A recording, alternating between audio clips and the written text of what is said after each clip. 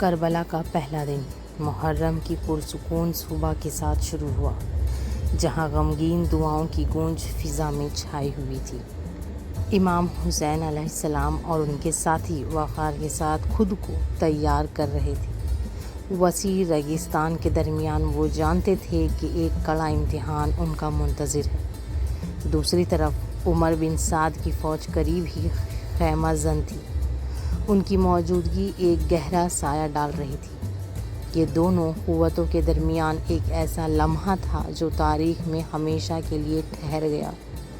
ہر فریق اس آنے والے معرکے کی اہمیت اور گہرائی کو سمجھ رہا تھا۔ پہلا دن کربلا کے شہداء کے لیے تفکر اور غور و فکر کا دن تھا۔ امام حسین کے ساتھیوں کے خاندان ایمان سے جڑے رہنے کی امید رکھتے تھے اور رب کے کرم کے منتظر تھے۔ تناؤ کے باوجود اس دن کوئی جنگ نہ ہوئی۔ لوگ اپنی دعاؤں اور مناجات میں مصروف رہے۔ حسین علیہ السلام کے ساتھیوں کے روحانی عزم کا امتحان شروع ہو چکا تھا، لیکن معرکہ ابھی باقی تھا۔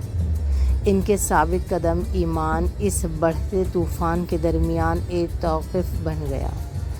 پہلا دن وفاداری کے خاموش وعدے کے ساتھ ختم ہوا۔ کربلا آنے والے واقعات کے لیے تیار ہو چکا تھا، ایک مقدس تعظیم میں ڈوبا ہوا۔